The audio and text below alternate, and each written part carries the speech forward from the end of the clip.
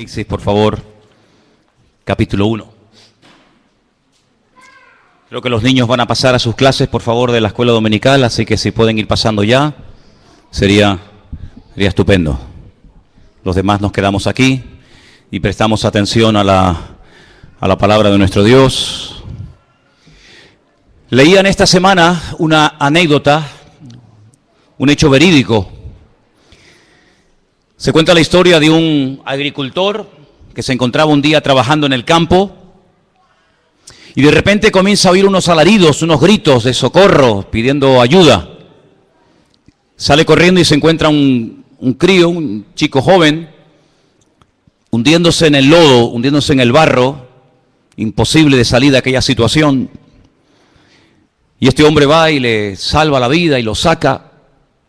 Y al día siguiente aparece por aquella propiedad, por aquella finca, el padre de ese niño. Vino no solamente a darle gracias, sino que además también vino para, de alguna manera, recompensar el detalle tremendo que había tenido este hombre de haber salvado la vida de su hijo. El agricultor no quiso aceptar en ningún momento ningún dinero, ningún tipo de recompensa, sino dijo, en absoluto, no hice esto por dinero, ni muchísimo menos, sino que incluso hasta lo volvería a hacer. Entonces este hombre le dice, bueno, pues permítame usted entonces pagarle los estudios a su hijo. Yo quiero pagarle una carrera y quiero que su hijo algún día pues saque una carrera y tenga unos estudios en la vida. El padre sí aceptó. Y cuenta la historia de que este niño fue a la escuela, se graduó, fue a la universidad, y hoy en día todos lo conocemos como el doctor Fleming, el doctor o el inventor o el creador de la penicilina. Pasaron los años y el hijo de este hombre que él había salvado cae enfermo. ¿Y saben a quién llamaron, verdad? Al doctor Fleming, que le salvó la vida. ¿Y saben quién era aquel niño que se estaba hundiendo, que por poco pierde la vida, que gracias a este Fleming pudo salvar la vida? Winston Churchill. ¿Qué les parece? Las vueltas que da la vida, ¿no? Las vueltas que da la vida. A veces hacemos cosas en la vida que no le damos como importancia, tanto en lo bueno como en lo malo. Decimos, eso no tiene importancia. Yo siempre digo que por encima de nosotros hay siempre un ojo que nos observa, un oído que nos oye y un Dios que lo sabe y lo conoce todo. Y cosas que a veces hacemos en el sentido negativo, que parece que nadie se ha enterado, que nadie se ha dado cuenta, siempre hay alguien que sabe lo que hemos hecho, en lo bueno y en lo malo. Y yo siempre digo que los pecados que Dios perdona son aquellos por los cuales pedimos perdón. Si no pedimos perdón por un pecado que hemos cometido, Dios no lo puede perdonar, porque Dios perdona aquello por lo cual pedimos perdón. Pero Dios también toma buena nota de aquellas cosas buenas que hacemos que a lo mejor no han sido vistas, no han sido reconocidas, nadie te ha dado las gracias, las has hecho y han quedado ahí como en puntos suspensivos, ¿verdad? Pero sin embargo Dios ha tomado buena nota de cada una de ellas. ¿Cuántos dicen amén? Si uno analiza objetivamente la vida del Señor Jesucristo, uno dice, Señor, tanto sacrificio, tantos milagros, tantas curaciones, ¿para qué? ¿Cómo te pagaron? ¿Cómo reaccionaron a la hora de la verdad todas aquellas personas que tú sanaste, que tú liberaste, que tú les cambiaste la vida? Bueno, sinceramente, al pie de la cruz no vemos a Lázaro, que vivía al lado. Betania de Jerusalén está como de aquí al barrio de la Salud, o menos. No estaban ni siquiera sus hermanas, aquellas que le habían suplicado, Señor, corre, date prisa, vente, que el que amas está enfermo. Allí no estaba María ni Marta. Oye, tampoco estaba aquel ciego que sanó en Jerusalén. No estoy hablando de uno que sanó en la otra punta del país, sino de aquel ciego que dice la Biblia que lo mandó al estanque de Siloé. Y dice que fue con barro en sus ojos y volvió viendo. Tampoco estaba. Bueno, por no estar, no estaban ni sus discípulos. No estaba Pedro, no estaba Santiago, no estaba Tomás, no estaba Mateo. No estaban sus discípulos, pero uno sí estaba. Sabemos quién es, ¿verdad? Juan. Y yo creo que hay detalles que en la vida marcan la diferencia. Lo que este agricultor hizo por aquel chico, que lo hizo desinteresadamente, sin esperar recibir recompensa alguna. Fíjate la repercusión que tuvo en la historia y fíjate a quién salvó y a lo que llegó ese muchacho en la Segunda Guerra Mundial. Y yo creo que en el sentido espiritual hay miles de detalles que podemos hacer a lo largo de nuestra vida, que Dios toma buena nota de ellos, y cuando llega el momento, el Señor, que toma siempre buena nota de nuestras acciones, pero más que de nuestras acciones, de la actitud con la que hacemos las acciones, porque podemos hacer muchas cosas, ¿verdad, hermanos? Pero ¿por qué las hacemos? ¿Cómo las hacemos? ¿Con qué actitud las hacemos? ¿Con qué actitud hemos ofrendado? ¿Con qué actitud hemos predicado? ¿Con qué actitud hemos hecho aquella obra? ¿Con qué actitud? Eso es lo que cuenta delante del Señor. Pues yo creo sinceramente que por el hecho de haber estado Juan al pie de la cruz, expuesto a que también le echaran mano y lo crucificaran a él, yo creo que el Señor lo recompensó, ¿sabes? No tengo un versículo que puedo utilizarlo como aval de lo que estoy diciendo, pero creo sinceramente que a veces hay detalles en la vida que hacemos para el Señor. Porque todo lo que hacemos en la vida, dice la Biblia, que tenemos que hacerlo no solamente en el nombre del Señor, sino para el Señor. ¿Cuántos dicen amén? No para ser visto, ni aplaudido, ni reconocido, sino para el Señor. Yo creo que por el hecho de haber estado Juan allí, también como no, jugándose la vida, allí al pie de la cruz, el Señor lo recompensó, dándole la revelación más grande que jamás ningún ser humano ha tenido acerca de él. Y me refiero al último libro de la Biblia, el libro del Apocalipsis. Todos los discípulos murieron como mártires, salvo Juan y Judas, que se ahorcó. Todos los demás tuvieron muertes terribles, terribles. Pero Juan murió de muerte natural. Juan murió con casi 100 años de edad. Lo dije en una ocasión y lo quiero volver a repetir esta tarde. Si Juan, supongamos, para redondear las cifras, supongamos que fue llamado por el Señor para convertirse en uno de sus discípulos, más o menos, pone tú, 30 años. Si muere a los 100, este hombre ha estado 70 años de su vida sirviendo a Cristo. 70 años de su vida dando el callo de su vida, predicando de Él, de su palabra, de lo que vio, de lo que aprendió, de lo que experimentó. Él fue uno de los que subió al monte de la transfiguración, ¿os acordáis? Él vio a Elías, él vio a Moisés, él escuchó aquella conversación allí en el monte Tabor, y allí los vio hablando, ¿verdad?, de cómo sería su venida, su partida. Él vio cosas tremendas y él tuvo durante muchos años, él tuvo el privilegio de tener en su casa nada más y nada menos que a la madre de nuestro Señor Jesucristo. A Miriam o a María. ¿Cuántas preguntas le habrá hecho Juan a María, verdad? ¿Cuántas conversaciones alrededor de una mesa? Oye, ¿y cómo era él de niño? ¿Y cómo hablaba? ¿Y cómo se comportaba? ¿Y qué te dijo verdaderamente Gabriel? ¿Cuántas conversaciones en tantos años habrá mantenido Juan con María y María con él, verdad? Pero Juan llegó a ser el hombre que vivió más cerca del corazón de Cristo. Así como David fue el hombre que vivió más cerca del corazón de Dios en lo que llamamos el Antiguo Testamento, en el Nuevo Testamento fue la persona que más profunda e íntimamente llegó a conocer al Señor. Yo también lo he dicho, esto que voy a decir ahora en otras ocasiones, pero siempre me ha llamado tremendamente la atención que la última vez que el Señor cena con sus discípulos, Él dice algo, vamos a decir, una especie de profecía, que se cumpliría al pie de la letra. Y es cuando Él dice, hay uno sentado alrededor de esta mesa conmigo que me va a entregar, que me va a traicionar. Todos los que estaban alrededor de esa mesa, salvo Juan, le hicieron al Señor la misma pregunta. Señor, ¿te refieres a mí? ¿Estás hablando de mí? Eso se lo preguntó Pedro, se lo preguntó Santiago, se lo preguntó Tomás, salvo Juan. Juan no le dijo, ¿seré yo, Señor? Sino Juan hace otra pregunta. Juan le dice, ¿quién es, Señor?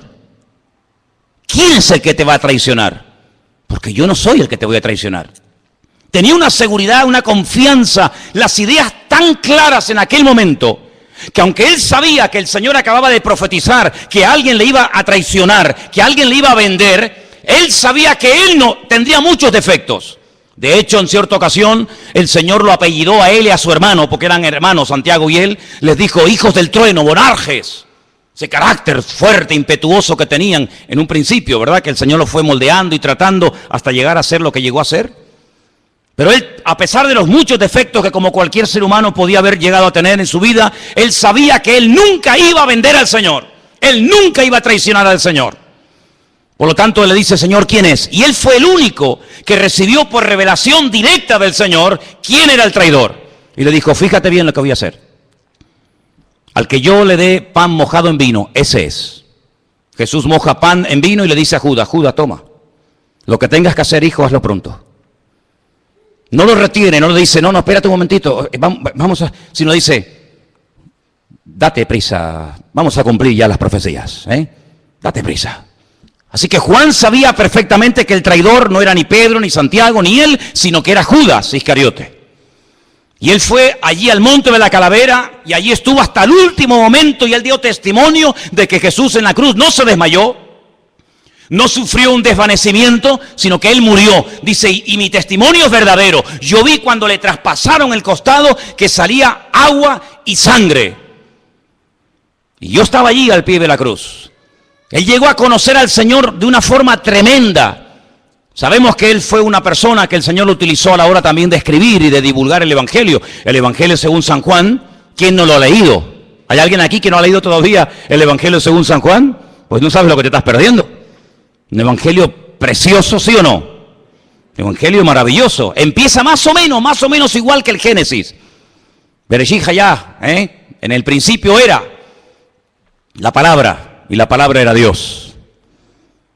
Y fíjate que su evangelio es un evangelio tan diferente a los demás, que cuando estudiamos los evangelios, al de Juan siempre se estudia aparte, porque las características que contiene el evangelio de Juan son totalmente diferentes a las que tiene Mateo, Marcos y Lucas. Él escoge 7 milagros, como también nos ha enseñado en otra ocasión. Él escoge a propósito 7 milagros que no los llama milagros, sino los llama señales.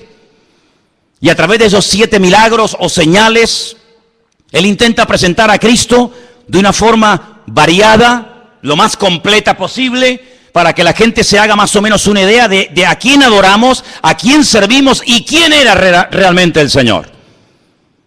Y yo les enseñé una vez un número que yo no sé si ustedes lo recuerdan. 245 66 11. ¿Sois capaces de aprender ese número?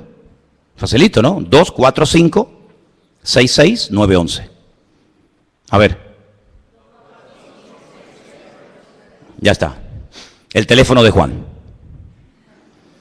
En esos 7 capítulos, el 2, el 4, el 5, el 6, hay 2 en el 6, 6, 9, 11, encuentras esos 7 señales o milagros que él escoge a propósito para presentar a Cristo como si estuviéramos en esta tarde grabando el culto con 7 cámaras diferentes. Una en la izquierda, otra a la derecha, una atrás, una adelante, una arriba, una en diagonal. Cuando terminara la reunión, cuando terminara el culto, si pudiéramos ver en una pantalla todo lo que esas 7 cámaras grabaron, todas grabaron la verdad, todas grabaron el culto, pero desde diferente ángulo. Con una veríamos a unas personas, con otra veríamos a otros hermanos, con otra veríamos una perspectiva diferente a la otra, pero todas grabaron la verdad. Eso es lo que hace Juan. Él comienza su evangelio diciendo que el primer milagro de Cristo, y curiosamente el único que dice cuál fue el primer milagro de Cristo es Juan. Dice que convirtió agua en vino, pero no en un vino cualquiera, sino en un vino de calidad. Luego Él es el Señor de la calidad. ¿Cuántos dicen amén? No hace las cosas de cualquier manera, sino las hace las cosas con categoría, con excelencia. Convirtió el agua en buen vino. Es un milagro profético. Hay muchos tipos de milagros en la Biblia. Este es un milagro profético, porque la Biblia dice que es lo que será, lo mismo que fue. Llegará un momento en el que a la iglesia le faltará el vino. Llegará un momento en el que al pueblo de Dios le falte, ¿verdad? Ese gozo, esa alegría, ese júbilo, esa renovación, y el Señor viene casi en el último momento a renovar lo que el diablo ha querido deteriorar y romper, pero Él viene a restaurar todo, y hasta que no restaure todo, Él no viene. ¿Cuántos dicen amén? Y vemos cómo el Señor sana a distancia. No hace falta que el enfermo esté aquí, cerquita, que se deje tocar, que se deje ministrar. No hace falta. Señor, tengo un criado que está enfermo. Bueno, vamos, no hace falta. Di la palabra. Pues venga, va, tu criado está sano. Y cuando llega, la palabra llegó antes que él. Luego el Señor es el Señor del espacio. de la calidad, del espacio, pero también del tiempo. ¿Cuánto tiempo llevas aquí? 38 años. Venga, levántate, toma tu lecho y anda. Y hacen segundos lo que 38 años de espera absurda y ridícula en el estanque de Bethesda no hicieron. Señor de la calidad, de la cantidad, del espacio, del tiempo. En el capítulo 6 multiplica los panes y los peces, el Señor de la cantidad, camina por encima de las aguas, el Señor que domina la naturaleza. Vamos al capítulo 9, lo vemos sacando a Lázaro de la tumba, el Señor de la vida, del ciego, y finalmente en el capítulo 11 resucitando a Lázaro. Es decir, que es el evangelista que mejor y más ampliamente presenta al Señor. Y uno dice, después de haber estado 70 años sirviendo al Señor, después de haber estado predicando el Evangelio 70 años, ¿queda algo todavía por decir de Cristo? ¿Queda algo que por descubrir del Señor? Por supuesto, no te quepa la menor duda. Si hay alguien entre nosotros en esta tarde que piensa que por mucho tiempo que lleves en la iglesia, por mucho tiempo que lleves convertido, ya lo sabes todo, te equivocas. Aún estamos en pañales. Todavía hay mucho camino por recorrer, hay mucha revelación por recibir, hay mucho conocimiento por adquirir y todavía no conocemos ni la 10ª parte de lo que Él es y de lo que Él es capaz de hacer por nosotros. ¿Cuántos dicen amén? Aún faltaba el Apocalipsis, amigo. Ay, amigo. Si te quedas sorprendido con los 7 señales o milagros de San Juan, cuando te vas al Apocalipsis, ahí te pierdes, allí dice, Dios mío, qué grande tú eres. Por ejemplo, en el capítulo 1 hemos leído esta tarde que el Señor se presenta y le dice, por ejemplo, en el versículo, vamos a leer si queréis a partir del versículo 4, Juan escribe un mensaje a 7 iglesias que están en Asia Menor. Y lo primero que les dice es, del que era, o del que es, del que era, y del que ha de venir. Y aquí hay un juego de palabras que no se aprecia en español, pero él juega con el verbo ser. Ajobé, Bejayá, Beyabó. Hay un juego de palabras con el verbo ser. Si era, es que es, y si es que será.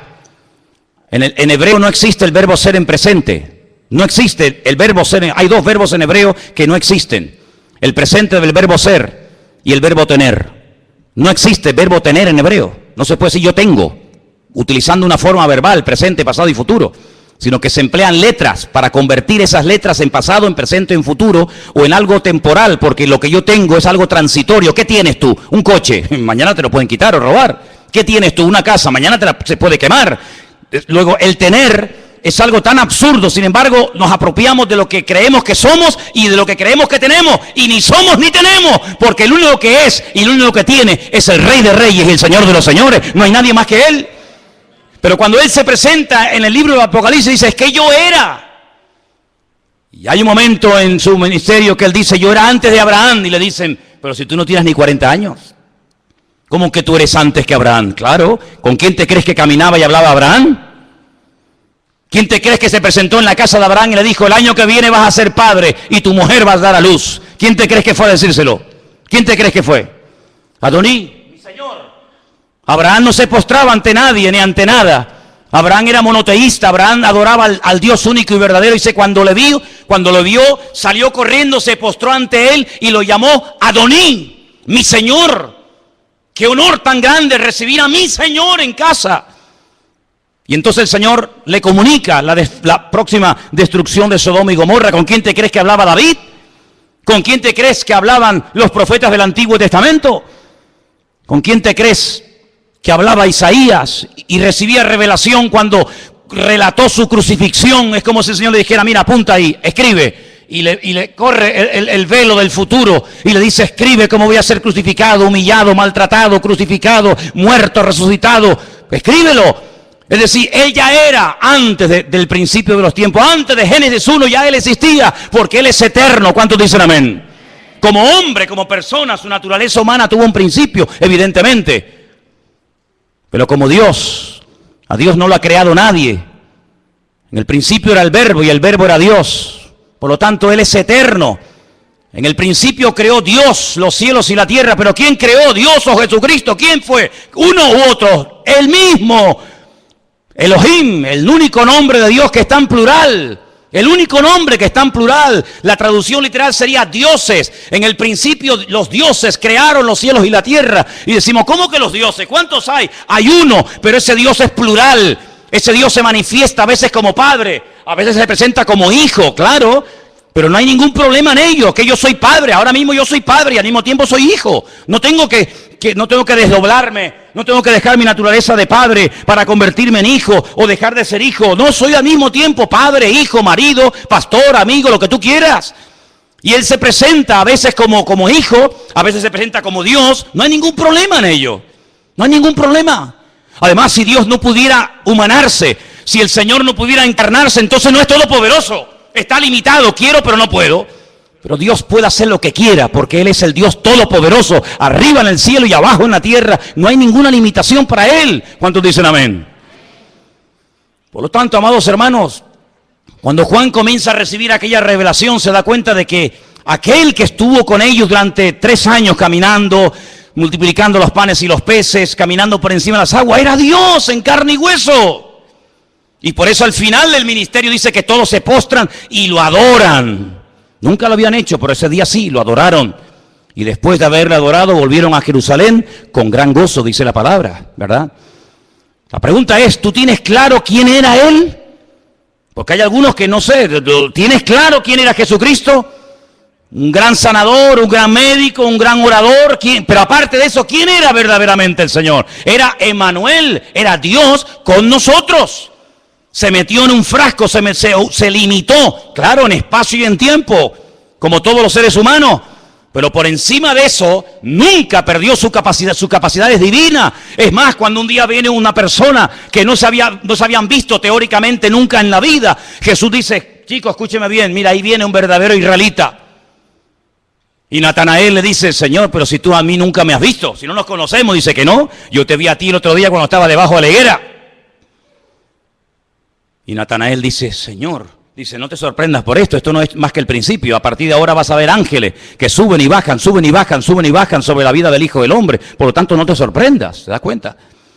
Así que, amados hermanos, lo vemos a Él, sí, limitado en espacio y en tiempo, pero lo vemos a Él que Él no es controlado por nada ni por nadie. Él es capaz de hacer milagros creativos, de crear de la nada cosas que no existen, de multiplicar los panes y los peces, de caminar por encima de las aguas. Él es capaz de resucitar muertos que hace más de 72 horas que están ya muertos y pudriéndose en un cementerio. No hay problema en ello. Y lo tiene que llamar por nombre, porque si solamente hubiera dicho ven fuera, sale todo el cementerio fuera. Él tiene todo el poder y tiene toda la autoridad. No hay nada que lo limite, absolutamente nada. Él es capaz de bajar al infierno y decir al diablo, dame las llaves, fuera, se acabó. Aquí el que manda, el que controla, el que abre y el que cierra soy yo. Él es el Dios todopoderoso. ¿Cuántos dicen amén? Pero aparte de eso, en el libro del Apocalipsis aparecen títulos que Él recibe. Y por ejemplo, mira este, versículo 5, Jesucristo, el testigo fiel. ¿Sabéis que la palabra testigo y mártir es la misma? El mártir, el fiel, el primogénito de los muertos, el soberano de los reyes de la tierra, al que nos amó, nos lavó de nuestros pecados con su sangre. Bendito sea Dios. Qué maravilloso saber que hay un perdón para los pecados, que el ser humano puede recibir perdón, puede recibir alivio, puede recibir paz a través de la sangre de Jesucristo. Y dicho sea de paso, solamente la sangre de Cristo puede limpiar nuestros pecados. No hay nada que pueda perdonar los pecados, de limpiar nuestra alma más que la sangre de Jesucristo. No hay nada. Todos aquellos animales que se mataban en el Antiguo Testamento eran símbolo, tipo de a ese sacrificio perfecto que Él haría cuando Él viniera.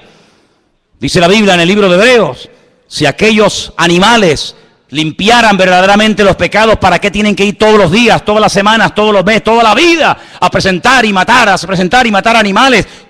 Pero Él se presentó una vez y con ese sacrificio ya está, se acabó. Murió por los que habían muerto.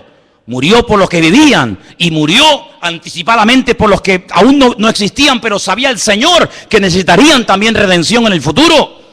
Un sacrificio perfecto y una vez y para siempre. Y dice, y aparecerá por segunda vez sin relación en absoluto con el pecado, sino vendrá para otra cosa. Primero vendría como cordero para sufrir, para morir, para pagar el precio de nuestros pecados. Y la segunda vez vendría como un león, como rey triunfante y glorioso. Pero dice en el versículo 6, y nos hizo reyes y sacerdotes para Dios, su Padre. A Él sea la gloria e imperio por los siglos de los siglos. Amén. Ahora dice, he aquí que viene con las nubes, y todo ojo le verá. Y mira tú por dónde, ahora añade a esa frase de y todo ojo le verá, añade algo muy interesante. Dice, y los que le traspasaron.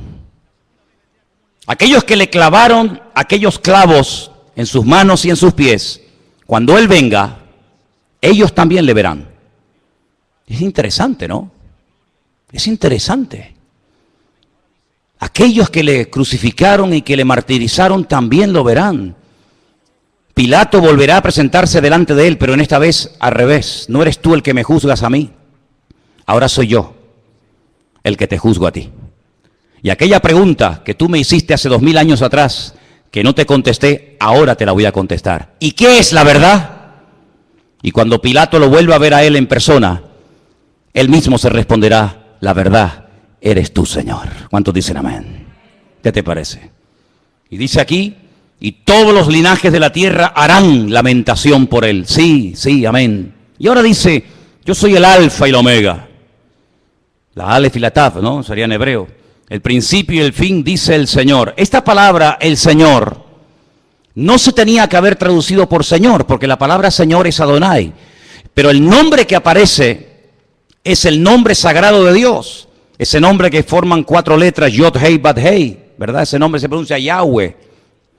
Ese es el nombre que aparece en el texto. Es decir, que aquí está poniendo al mismo nivel, a la misma altura, al Dios creador, con su amado Hijo Jesús. Y dice, el que es, el que era y el que ha de venir. Y ahora aquí aparece un artículo, que es el artículo Él, y a continuación, Todopoderoso. Si usted lee, por ejemplo, el Nuevo Testamento en hebreo, esas dos últimas palabras, el Todopoderoso, en hebreo dice El Shaddai. Pero Él en hebreo no es el artículo. En hebreo solamente hay un artículo, no hay el, no hay la, hay uno solo. Se pronuncia ja. Solamente hay uno.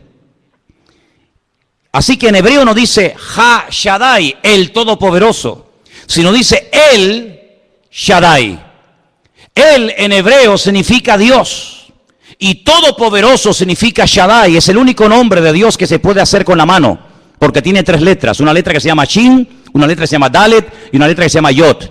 Shin, Dalet, Yod. Y se hace así. Este es el nombre de Dios. Shin, Dalet, Yod, Shaddai. Así que cuando el Juan está recibiendo esta revelación, está recibiendo una revelación de Dios, del Dios El Shaddai, que generalmente se traduce por el Todopoderoso, pero que realmente la traducción exacta no es esa, sino es el todo suficiente, más que el todopoderoso. El todo suficiente significa que Él no necesita de nada ni de nadie para ser lo que es. Jesús dijo, ustedes separados de mí no sois nada. Es que yo soy catedrático. Ustedes separados de mí, para mí no eres nada. Eres un 0 a la izquierda. Pero yo, sin ustedes, soy El Shaddai, soy el Dios Todopoderoso. Él no necesita ni de los ángeles, ni de los pastores, ni de la iglesia, ni de Israel, ni de la creación, ni de nada, ni de nadie para hacer lo que Él es, ni para hacer lo que Él hace. Porque Él es todo suficiente. Él no necesita materia prima para crear. Él es capaz de crear con el poder de su palabra. ¿Cuántos dicen amén? Es interesante que cuando Él crea al hombre, lo crea lo más parecido a lo que Él era. Pero hay atributos intrínsecos de Dios que no los transmite al hombre. Hay cosas que son de la naturaleza divina que nunca formaron parte de la naturaleza del hombre, en este caso de Adán. Y es el poder creativo. Dios no se lo confirió, Dios no le permitió al hombre tener poder con la palabra. Pero Dios sí, Dios crea con la palabra, sea la luz. Y la luz se produce. Esas palabras que Dios pronunciaba se cristalizaban, se materializaban, se hacían realidad cuando Dios las pronunciaba. Pero esa palabra que Dios pronunciaba se terminó escribiendo. Así que no solamente Dios hablaba y la palabra se materializaba, sino que esa palabra Dios permitió que se escribiera. Y nosotros tenemos en nuestras Biblias docenas, cientos, miles de conversaciones, de expresiones, de palabras que Dios proclamó, pero que ahora las tenemos por escrito. Es decir, si la palabra cuando salía de los labios de Dios tenía y tiene poder, amén, no mengua el poder de Dios porque esa palabra ahora se ha escrito y se ha llevado a una imprenta y se ha puesto en papel y tinta. Contiene exactamente el mismo poder que tenía y tendrá siempre. Lo cual quiere decir que si en un momento de necesidad, de enfermedad, de problemas, de crisis, de angustia o de lo que sea, nosotros como pueblo de Dios nos encontramos en una situación difícil, crítica, podemos echar mano a un poder que es el poder más grande que existe sobre la faz de la tierra, y es el poder de la palabra de nuestro Dios. Jesús nos da un ejemplo cuando Él se va al desierto voluntariamente y está allí 40 días permitiéndole al diablo tentarlo. Cuando Satanás venía con sus tentaciones y con sus propuestas y con sus ofertas, porque eso es una tentación, es una oferta. Yo te ofrezco algo mejor que lo que te ofrece tu Dios. Tú hazme caso a mí, que lo mío es lo verdadero y lo bueno, lo que Él te ha dicho no le hagas caso. Eso es una tentación, es una oferta, Es llevarle la contraria a Dios. Dios, ¿qué te ha dicho? Blanco, no, eso no es el negro. ¿Qué te ha dicho? Negro, no, es el blanco. ¿Qué te ha dicho? Por la izquierda, no, es por la derecha. Luego, el Señor se expone voluntariamente a decir, venga, atácame, venga, tiéntame. ¿Con qué me quieres tentar? Fíjate, la primera tentación que le lanza, sabiendo de quién se trata, jamás el diablo nos tentaría a nosotros con ese tipo de tentación, porque él sabe que para mí no es una tentación poder convertir piedras en pan. ¿O usted tiene poder para convertir piedras en pan? Si tuviéramos poder para convertir piedras en pan, el horno del pan se va al garete. ¿Para qué voy a la panadería a comprar pan? Si yo digo, a ver, tráeme un par de piedras, a ver, oramos panes. ¿Qué quieren? ¿De barra? ¿Baguette? ¿Cómo la quieren? ¿Redondita? Para nosotros no es una tentación, pero para él sí lo era. Porque el diablo, que no es tonto, sabía que el Señor tenía hambre. Sabía que el poder de la palabra de Dios tiene poder creativo, porque ya lo hizo en el pasado. Y como en él no hay sombra de variación, si él fue capaz de crear con el poder de su palabra, ahora lo puede volver a hacer. Por eso, convierte las piedras en pan y demuestra de esa manera que tú eres quien dices que eres.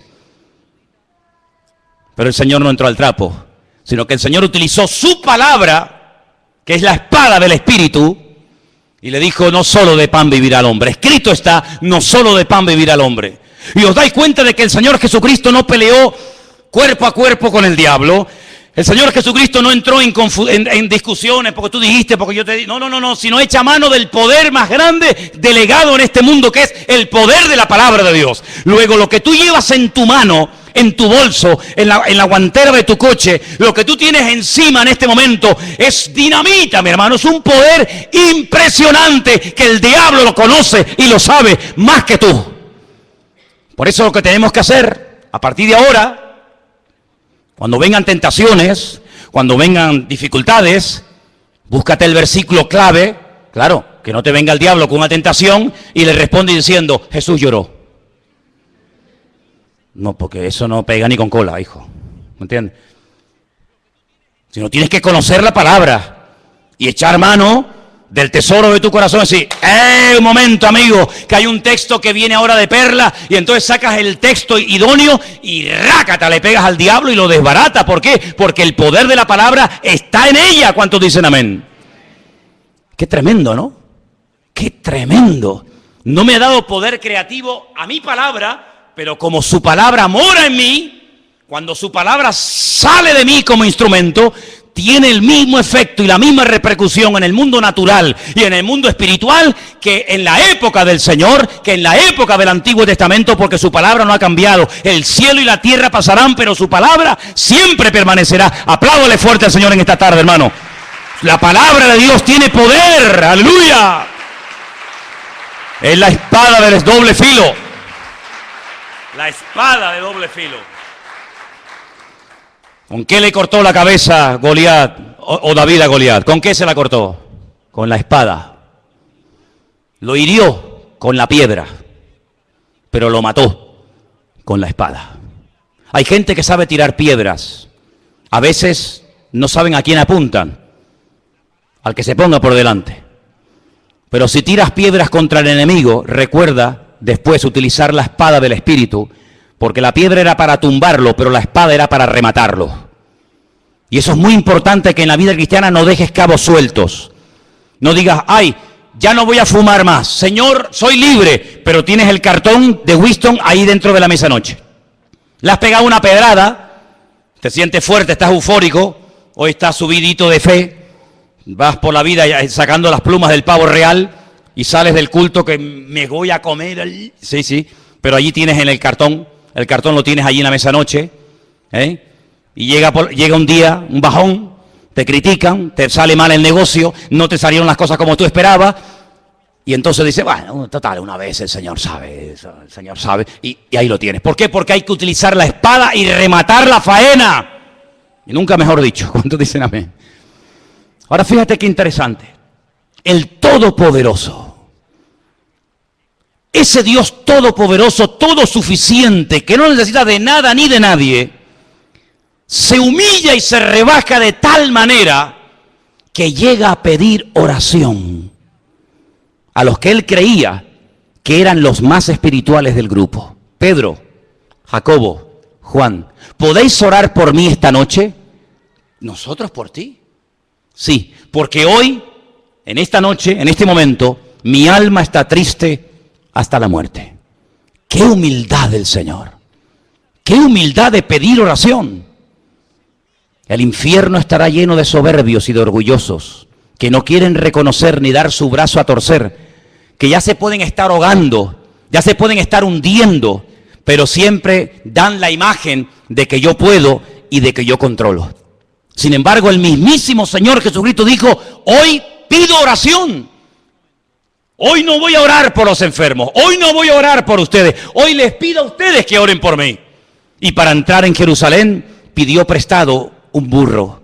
Y para poder celebrar el pan y el vino, la Pascua, tuvo que pedir una casa prestada. ¿Y cuántas veces el Señor, hermano, como humano, 100% que era, abre su corazón y a veces hasta le tiene que pedir a una mujer, cosa que en aquel tiempo era algo terrible, y encima samaritana, decirle, me das un poco de agua, porque dice que venía cansado del camino, porque venía desde Jerusalén subiendo hacia Galilea. Y la mujer se le queda sorprendida diciendo, ¿quién tú? Tú, judío, hombre, varón, a mí, samaritana, pedirme un vaso de agua, cuando primero hombres y mujeres no se hablan nunca, ni en público ni en privado. Segundo, soy samaritana, tú eres judío. Sabes que entre nosotros hay un pique que no nos podemos ver en pintura, ni nosotros a ustedes, ni ustedes a nosotros. ¿Cómo me pides a mí un vaso de agua? Y el Señor, en vez de entrar en esa polémica absurda y ridícula, le dice, es que yo te estoy pidiendo a ti un vaso de agua. Pero si tú supieras quién te lo está pidiendo, tú a él le pedirías agua viva. Y ahí comienza una conversación que todos conocemos, que fue una conversación tremendamente interesante, donde al final termina el Señor descubriendo su corazón, pero de una manera tan maravillosa que le dice, vete y tráeme a tu marido, que quiero hablar también con él. Y le dice, Señor, es que no tengo marido. Bien has dicho, mujer, porque ya llevas 5, no sé si es que te los comes, si los pones en la picadora y los trituras, yo no sé lo que haces con ellos, pero ya has tenido 5, 5, y el que ahora tienes tampoco es tu marido, eres una ladrona que va saltando de cama en cama, robándole los hombres a las mujeres casadas, por eso te vienes a las 3 de la tarde, al pleno sol del día, para que las mujeres no te vean, pero yo estoy aquí esperándote, pero yo no he venido para condenarte, yo he venido para darte vida, y para darte vida en abundancia. Qué tremendo, hermanos. Ese Dios todopoderoso se rebaja y nos pide a nosotros, los seres humanos, que estemos con Él una noche orando por Él, que le demos un vaso de agua, que le abramos la puerta de nuestra casa para poder celebrar la Pascua y tantos detalles. La cuestión está en que en este libro del Apocalipsis, Juan nos va a presentar al Señor de una forma tan impresionante que no hay en toda la Biblia, desde el Génesis hasta el Apocalipsis, no hay un libro juntándolos todos que te aporte tanta revelación, tanta sabiduría, tantas cosas interesantes de su naturaleza y de su carácter como en el libro del Apocalipsis. Fíjate que, por ejemplo, si seguimos leyendo en el versículo 9, Juan estaba en la isla de Patmos no de vacaciones, no estaba haciendo turismo, sino que estaba allí desterrado, dice, por causa de la palabra. Estaba en Patmos por el testimonio de Jesucristo, pero él no estaba en una actitud de queja, él no estaba en una actitud de lamento, él no estaba despotricando contra todo. Fíjate tú, con casi 100 años de edad, mira la que se me ha venido encima. No, sino él está en el Espíritu, en el día del Señor. Como tenemos que estar todos y cada uno de nosotros, en el Espíritu, conectados con Él. Y como estaba bien, estaba alineado con el Señor, oyó la voz del Señor. Hay gente que dice, es que yo no oigo a Dios. Claro, pues si estás en la carne todo el día. Si estás en la carne. Si es que apenas oras, apenas te congregas, apenas sabes algo de la Biblia. ¿Cómo te va a hablar Dios a ti? Es que aunque te hable no te enteras, porque estás en otra frecuencia. Pero mira cómo este le hablaba y oía. Mira cómo este le habla y sabe que es el Señor. ¿Por qué? Porque estaba en el Espíritu. No estaba despistado y mira que tenía motivos para quejarse, para lamentarse. No, él estaba en línea con el Señor y el Señor le habla. Y entonces el Señor le dice, yo soy el alfa, el omega, el primero, el último. Y le dice, escribe en un libro lo que ves, envíalo a las iglesias que están en Asia. Y ahí menciona las famosas 7 iglesias del Apocalipsis. Pero en el verso 12 dice, y me volví. Luego el Señor le estaba hablando detrás. Y él se tuvo que volver. No hay momentos en la vida, ¿no crees que puede haber momentos en nuestra vida, en nuestra relación con el Señor, en el que a lo mejor vamos demasiado rápido y lo hemos dejado a Él atrás? Porque vas a ver más adelante, si lees en el capítulo 3, que hay una iglesia que empezó el culto. Empezó el culto como nosotros esta tarde, cantando, alabando a Dios, un mensaje, una predicación, tal vez un testimonio, yo qué sé. Y dice la Biblia que el Señor se presenta a esa iglesia y está llamando a la puerta y dice, oye, que si alguno oye mi voz y abre la puerta, entraré a él, cenaré con él y él conmigo. Y si habían dejado al Señor fuera y había comenzado la reunión y la iglesia no se había dado cuenta de que el Señor estaba fuera, mi pregunta es, ¿a quién le estaban cantando entonces? Luego existe la posibilidad de estar cantándole al aire. Existe la posibilidad de haber perdido la gloria, la presencia del Señor por el camino y no haberse ni dado cuenta. Porque no es el primero ni el último caso de personas que incluso iban a la guerra creyendo que Dios iba con ellos y ya yo hacía mucho tiempo que no estaba con ellos. ¿O qué te crees? ¿Que Dios está contigo porque lees la Biblia y vienes aquí? No, es mucho más serio que eso. Anoche pecando con Dalila y mañana enfrentarme a los filisteos. ¿Pero tú de qué vas? ¿Tú te crees que esto es posible? Y el Espíritu del Señor se apartó de él y él no se había dado cuenta. Increíble. Por eso hay momentos que hay que pararse y decir, oye, estoy haciendo las cosas decentemente y con orden. Estoy obedeciendo al Señor. Porque el Señor me está hablando, pero la voz la oigo allá atrás. No me está hablando delante, luego Él va adelante y yo le sigo. Sino que me está hablando y me tengo que dar la vuelta y decir, uy, pues si el Señor está allí. No tuvo que volver un día su madre y su padre, José y María, a Jerusalén porque lo habían perdido. ¿Sí o no? Si no, es que perdieron al niño. No, yo creo que el niño no se perdió. Yo creo que los padres eran los que estaban perdidos. Porque el niño estaba donde tenía que estar. En la casa de mi padre, en los negocios de mi padre, es donde yo tengo que estar. Se volvió. Y entonces cuando se volvió para ver la voz. Esto es muy interesante, porque las voces no se ven, las voces se oyen. Pero ocurre exactamente lo mismo que en el monte Sinaí. Cada vez que hay una revelación espectacular de la gloria del Señor, los sonidos se ven, no se oyen, se ven. Dice que ellos vieron en el monte Sinaí, ellos vieron el sonido de la trompeta. Y no es un fallo de traducción, porque volvemos otra vez al Apocalipsis y dice, me volví para ver la voz. Es interesante notar, ¿no? ¿Qué nivel, qué dimensión de revelación hay? Que se puede incluso ver hasta el sonido, porque el sonido se puede ver, pero no con el ojo humano, pero en ese nivel de relación sí se puede ver. Y dice que vuelto vi 7 candeleros de oro. Esto es muy interesante, porque ahora vamos a ver la explicación. En medio de los 7 candeleros, a uno semejante al Hijo del Hombre, vestido de una ropa que le llegaba hasta los pies, ceñido por el pecho con un cinto de oro. En su cabeza y sus cabellos eran blancos como la lana, como blanca lana, como la nieve, sus ojos como llama de fuego, sus pies semejantes al bronce bruñido, refulgente como en un horno, y su voz como estruendo de muchas aguas. Esto está muy bien. La descripción del Señor que se le está presentando en Patmos es impresionante. Nunca Juan lo había visto así. Nunca lo había visto así. Lo había visto desfigurado, lo había visto comiendo, lo había visto predicando, lo había visto echando fuera demonios, lo había visto sanando enfermos, lo había visto caminar por encima de las aguas, lo había visto de muchas formas, pero nunca lo había visto de esta forma, nunca. Entonces, un nivel superior de comunión con el Señor. Pero antes de verlo a Él, antes de describir con esta exactitud como Salomón describe a la amada, o la amada describe al amado en el libro del Cantar de los Cantares, que lo describe con una exactitud, y cómo lo describe también porque lo conocía. ¿Y cómo sabía cómo eran sus piernas, sus pechos, sus ojos, sus orejas, sus pies, su cabello? Pues porque lo conocía, porque es imposible poder describir a un hombre o a una mujer con esa perfección si tú no tienes ese nivel de intimidad, ese nivel de comunión. Pero mira cómo ella lo describe perfectamente. Dice, ¿habéis visto a mi amado? A mi amado, ¿de tu amado? ¿Y quién es tu amado? Dice, mi amado en un grupo de 10.000 destaca por encima de los demás y dice, porque mi amado es, y comienza a describirlo con una perfección tremenda. Pero ¿cómo lo conoce también? Amigo, porque cuando uno tiene comunión con el Señor, uno descubre el corazón de Dios, sabes cómo habla, cómo se mueve, qué le gusta, qué no le gusta, igual que en un matrimonio. Pero antes de verlo así y de describirlo, lo que ve son 7 candeleros.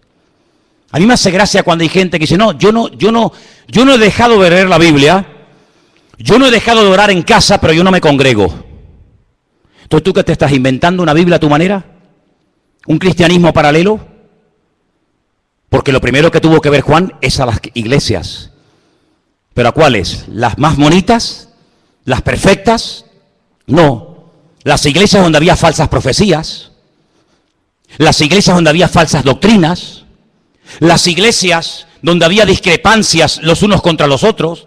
Las iglesias que decían, nos hemos enriquecido, de ninguna cosa tenemos necesidad. Y el Señor dice, ¿que no tenéis necesidad de nada? Si sois pobres, ciegos, desnudos y venturados, que no sabéis nada. Primero tienes que ver a mi pueblo, a mi cuerpo, a mis hijos, para después verme a mí. Hay muchos que quieren solamente tener una comunión con Él, pero dice la Biblia que si alguno dice que ama a Dios y aborrece a su hermano, tú eres un mentiroso.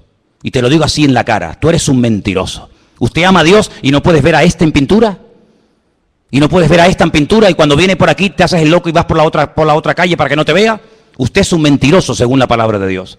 Porque dice que el que dice que ama a Dios y aborrece a su hermano es un homicida y es un mentiroso. ¿Por dónde empieza el amor a Dios? Si usted nunca ha visto a Dios, ¿sabe cómo es Dios? Usted nunca ha visto a Dios, nunca lo ha visto. Usted nunca ha oído la voz audible de Dios. Pero ¿dónde comienzo a descubrir a Dios? ¿Dónde comienzo a conocer al Señor? En el pueblo de Dios. Y cuando uno ve al pueblo de Dios, uno dice, pero Señor, es que tu pueblo no es perfecto. Claro, pero cuando tú conoces al pueblo de Dios, ¿sabes de quién te enamoras? ¿De quién? Cuando tú ves a los hermanos, cuando tú ves al pueblo de Dios, cuando tú ves el estado de las iglesias, ¿de quién te enamoras? Algunos dicen de los hermanos, ¿sí? No me digas, qué espiritual. Cuando yo veo a los hermanos y veo las iglesias y veo las congregaciones, yo me enamoro de Dios. Porque yo digo, qué grande eres tú, Señor. Que con lo malo que somos, con lo envidiosos y orgullosos y esto que somos, qué grande eres tú, Señor, para amar a este pueblo en el cual yo me siento parte, porque es imposible que si no es por un amor sobrenatural, es imposible que Dios nos ame, porque el que nosotros le amemos a Él es lógico y normal, lo decía anoche. ¿Quién no se va a enamorar de un Dios que cuando estás enfermo te sana? ¿Quién no se va a enamorar de un Dios que cuando caes te levantas? ¿Quién no se va a enamorar de un Dios que cuando te sientes solo te hace compañía? Es normal, pero ¿quién se va a enamorar de un pueblo como nosotros? Solamente Él. ¿Por qué? Porque Dios es amor. Dale ese fuerte aplauso al Señor en esta tarde, aleluya. Por eso cuando te veo a ti, me enamoro de Dios, aleluya. Bendito sea Dios.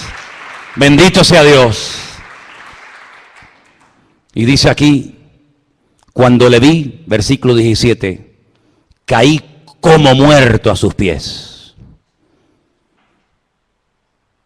Caí como muerto a sus pies.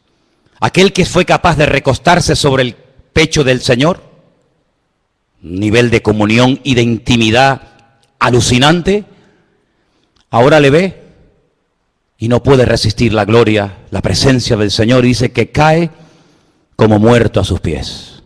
Pero el Señor pone su diestra sobre mí y me dice, no temas, yo soy el primero y el último, el que vivo y estuve muerto, mas he aquí que vivo por los siglos de los siglos. Amén. Tengo las llaves, aleluya. Tengo las llaves de la muerte y del Hades. Escribe las cosas que has visto, las que son y las que han de ser después de estas. Y ahora le explica lo que vio al principio de la visión. El misterio o la explicación de las 7 estrellas que has visto en mi diestra y de los 7 candeleros de oro es el siguiente. Toma nota. Las 7 iglesias son los ángeles de las 7 iglesias y los 7 candeleros que has visto son las 7 iglesias a las cuales él les escribe en el libro Apocalipsis, Éfeso, Mirna, Tiatira, Pérgamo, la Odisea, etcétera, etcétera. Por lo tanto, amados hermanos, estamos viviendo en unos tiempos en los que no podemos separar lo que es el pueblo del Señor del pueblo. No podemos crearnos un evangelio ni una Biblia diferente a la que tenemos. La vida cristiana no se ha diseñado por el Señor para vivirla independientemente los unos de los otros, sino el Señor nos ha diseñado como nos diseñó el cuerpo humano, en una interdependencia los miembros los unos de los otros tremendo, de tal manera que todos los miembros de nuestro cuerpo se necesitan los unos a los otros. Y hay de un miembro de nuestro cuerpo que por lo que sea, por enfermedad, por deterioro, por lo que sea, se enferma, se estropea, se enferma, o tenemos un problema tremendo. Porque no hay ningún miembro de nuestro cuerpo que haya sido creado para sustituir a otro. Por eso a veces hay que poner prótesis, por eso a veces hay que poner trozos de vena o corazones, a veces hasta de plástico, y a veces hay que poner piernas y brazos. ¿Por qué? Porque el ser humano no es como un pulpo que pierde un brazo y a los 3 meses tiene otro, o como un lagarto que sale corriendo y deja la cola para que no lo mate y a las pocas semanas tiene otra cola. El ser humano no, lo que pierdes ya no lo puedes recuperar más. La única forma de poder recuperar el gozo perdido, la victoria perdida, la fe perdida, la unción perdida, es buscándola a Él, porque no te puedes regenerar a ti mismo. Y por eso, amados hermanos, tenemos que depender diariamente del Señor, porque nuestro amor, nuestra fe se agota.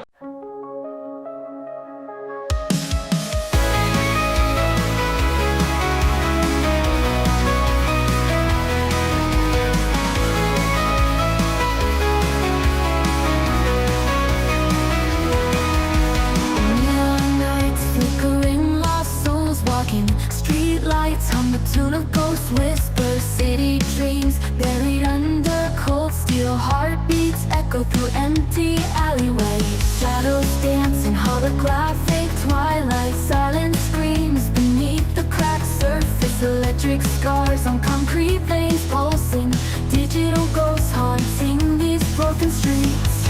Lights fade, whispers scream, lost in static haze, voices echo longing traces in the air.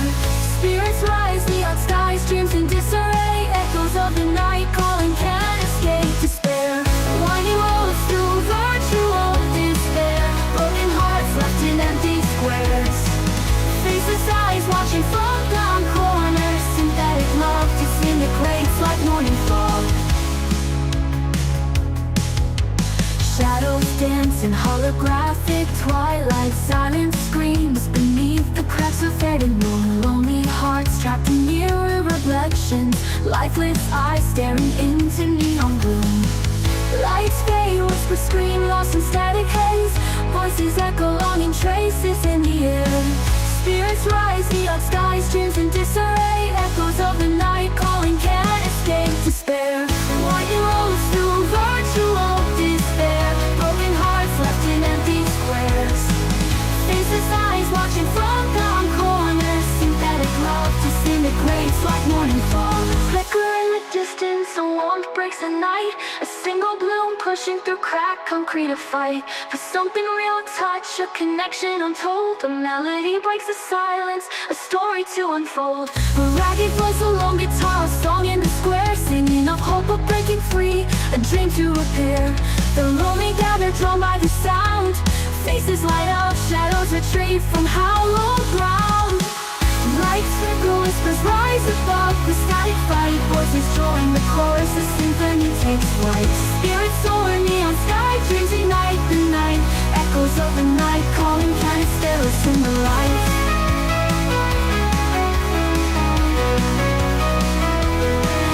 In the heart of the silicon, a crack begins to mend. A human spark, a firefly, a love that will transcend the artificial night. A city starts to breathe,